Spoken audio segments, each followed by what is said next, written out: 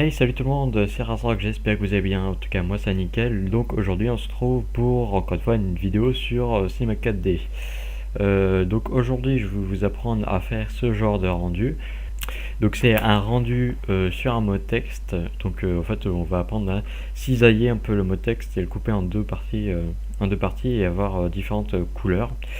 Donc ça a l'air assez simple, mais vous allez voir que c'est pas si facile à faire. Donc on se retrouve sur Cinema 4D et ça enregistre très bien et on va chercher le mot texte. Donc voilà, une fois qu'on a ce mot texte, donc vous allez dans mot graph mot texte hein, comme d'habitude. Enfin, si vous avez l'habitude de C4D, je pense que vous savez. On va écrire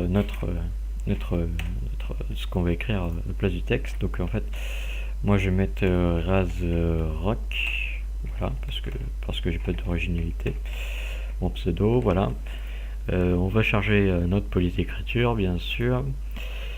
Moi j'utilise Plum parce que j'ai découvert il y a pas longtemps et je trouve qu'elle est plutôt sympathique. Donc voilà. Donc la profondeur on s'en fiche et puis jusqu'à là, après on touche plus à rien. Donc vous allez cliquer sur l'outil de décomposition donc pour autoriser les modifications sur le texte. Donc vous allez ouvrir mon texte, Razrock, et puis là vous avez plusieurs extrusions.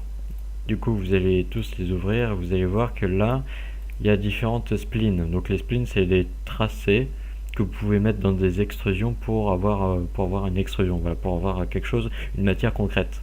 Donc nous ce qu'on veut c'est juste les splines. Du coup on va appuyer sur CTRL et puis on va sélectionner toutes les splines. Voilà, ça fait beaucoup de mots, de fois le mot spline. Et on va les foutre dessous. Donc maintenant ça on n'en a plus besoin. On sélectionne toutes les splines et on va faire connecter et supprimer. Donc ce qui veut dire que maintenant on a notre spline, en fait un groupe de splines en un seul spline. Oui bon c'est un peu compliqué dit comme ça. Donc ce qu'on va faire là, enfin normalement vous aurez le rendu final au début, du coup là je me dis qu'est-ce qu'on va faire. Du coup ce qu'on va faire c'est qu'on va cliquer sur l'outil spline linéaire, donc ici, et on va commencer à cisailler un peu notre texte. Donc on va faire quelque chose assez simple, je pense. Partir d'ici pour ensuite faire un trait comme ceci, aller jusqu'au milieu du haut, voilà comme ça, et revenir au-dessus du C. Voilà. Donc vous faites ça, une ligne comme ça, et après vous revenez à votre point de départ, voilà, pour voir votre spline. Donc maintenant vous prenez l'outil de sélection, parce que si vous ne l'avez pas pris et que vous êtes toujours sur l'outil spline, quand vous allez cliquer sur les différents points, ça va vous créer une autre spline. Donc sélectionnez bien l'outil de déplacement, et à partir de là, donc vous pouvez zoomer un peu, vous sélectionnez par exemple cette spline là, enfin ce point là pardon, et vous allez faire clic droit, interpolation légère, voilà, comme ça ça va un peu arrondir votre spline. Donc vous faites ça pareil pour les points qui traversent le texte. Ah oui merde, déjà attends, hop, comme ça. Veuillez à bien sélectionner d'abord votre point et après faire clic droit. Hop, si ça veut bien. Voilà, merci. Hop, alors on va faire quelque chose assez arrondi, comme ceci. Hop, on sélectionne ce point, on fait clic droit. Et voilà, donc c'est assez simple en fait à faire. Donc là en fait, voilà, comme ceci. On sélectionne, clic droit, puis on peut même dépasser un peu dans le C, c'est pas si grave que ça. Celui-là on va le descendre un peu,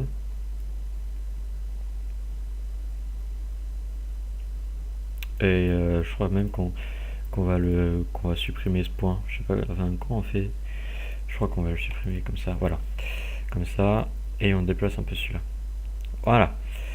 Donc une fois qu'on a fait ça, on a notre trait qui traverse notre texte. Et nous, ce qu'on veut, c'est que en fait, on veut que notre texte soit en deux parties, donc la partie du haut comme ceci, puis la partie du bas. Donc, pour ce faire, il y a un outil super bien qui s'appelle masque de spline. Donc vous allez là-dedans, hop, masque de spline. Vous sélectionnez votre spline et votre mot de texte, enfin votre R1, et vous le mettez dans le masque de spline. Ensuite, dans mode, vous prenez A inter B, voilà, pour voir votre partie du haut. Ce que vous faites, c'est que vous faites un CTRL-C, CTRL-V pour avoir deux masques de spline. Et sur le deuxième masque, vous mettez A-B. Voilà.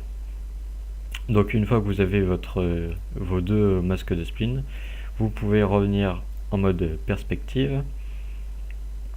Et vous allez extruder, donc vous allez dedans et puis vous prenez extrusion.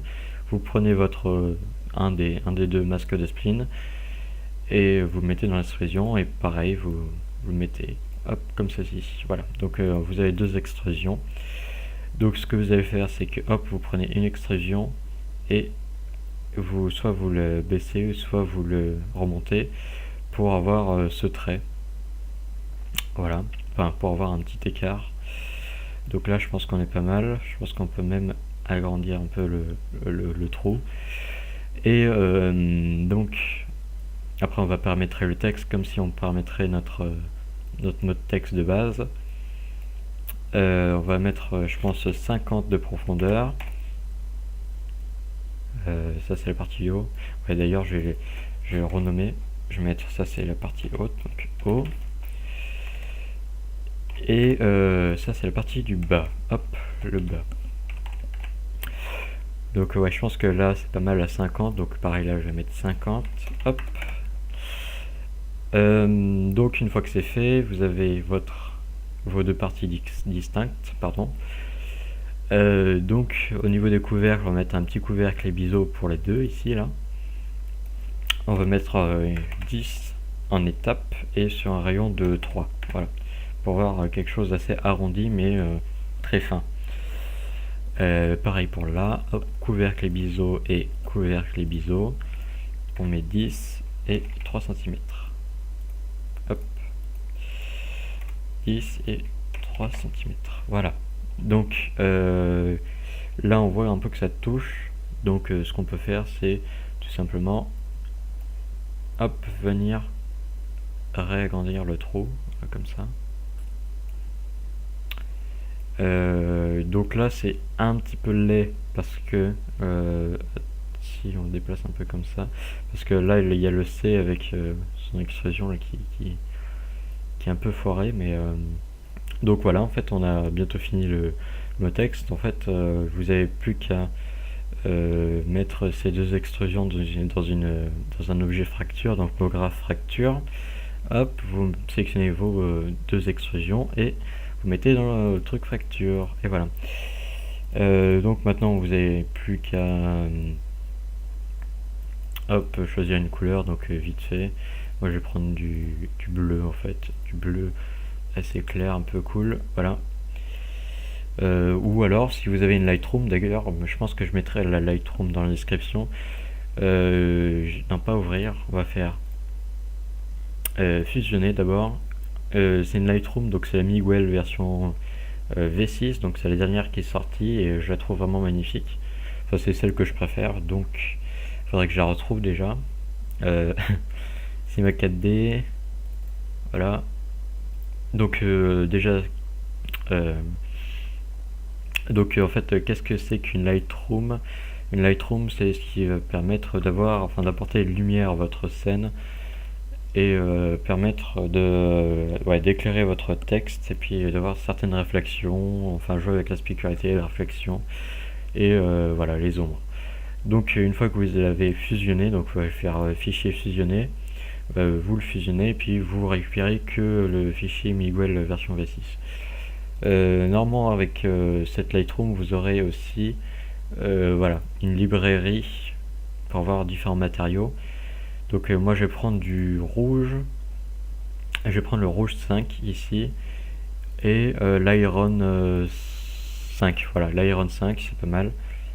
Donc qu'est-ce que je vais mettre? Je crois que je vais mettre l'iron en haut. Donc oubliez pas de cocher, ici c'était un UVW, moi j'ai mis un cubique. Et au niveau du rouge, en fait, comme il n'y a que rouge, bleu et vert, moi je m'amuse à changer la couleur. Donc voilà, je mets du orange. Normalement, dans réflexion, voilà, la sécurité aussi, je vais le mettre orange. Voilà, comme ça, orange. La réflexion, il a mis quoi? Il a mis, ah, ok, j'ai mis une simple réflexion. Je vais mettre aussi du orange. Hop, comme ça. Ouais, voilà, pour avoir du orange. Hop, je la mets en dessous. Je mets toujours en cubique, voilà. Et puis voilà, vous pouvez faire votre rendu en cliquant ici, et moi je vais le faire ici, voilà. Donc voilà, c'est assez simple en fait à faire. Vous avez un rendu plutôt beau. Et voilà, donc ça c'est beaucoup utilisé dans les intros sync. Voilà. Et puis je trouve ça plutôt cool. Vous pouvez vous amuser ensuite à redécouper dans les lettres pour avoir différentes couleurs. Donc j'espère que ce petit tuto vous aura plu. Donc si c'est le cas, lâchez un petit pouce bleu, ça me ferait vraiment plaisir. Si vous voulez suivre toute l'actualité de la chaîne, c'est en vous abonnant. Donc c'est gratuit, ça coûte rien, mais c'est juste recevoir nos vidéos dans vos abonnements. Et si vous avez des questions ou des conseils à me donner par rapport au VFX ou sur CMake 4D, c'est dans l'espace commentaire. Donc d'ici là, moi je vous retrouve dans un prochain épisode. Allez, salut, salut!